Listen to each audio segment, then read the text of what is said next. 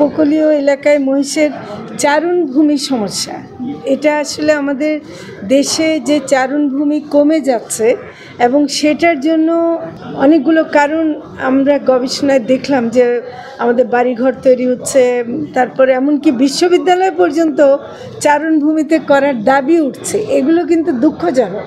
আমরা যেখানে আমাদের গরু, ছাগল, মহিষ পালন এগুলো আমাদের অত্যন্ত জরুরি, আমাদের দেশের প্রোটিনের সমস্যা মেটানোর জন্য জরুরি, মানুষের জীবন জীবিকা রক্ষার জন্য জরুরি, সেখানে আমরা দেখছি যে চারণভূমির ব্যাপারে কোনো পরিকল্পনাবিহীনভাবে অনেক কিছু গড়ে উঠছে যেটা মোটেও কাম্য না। এবং আমরা দেখতে পাচ্ছি এর কারণে মহিষের মতো এত বড় একটা গুরুত্বপূর্ণ সম্পদ একটা ক্ষতির সম্মুখীন হতে যাচ্ছে। কিন্তু আমরা তবু আশাবাদী।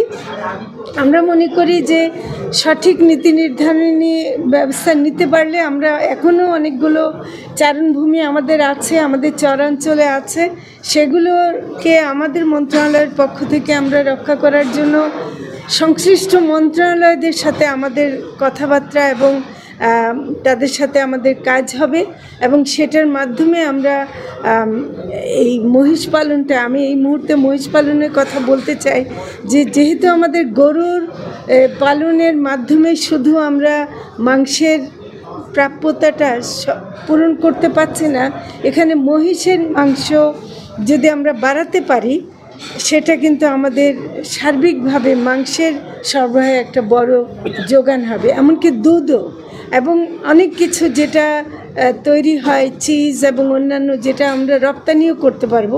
কাজে এইসব কাজে আমি খুব উৎসাহী এবং আমি অনেক আশাবাদী।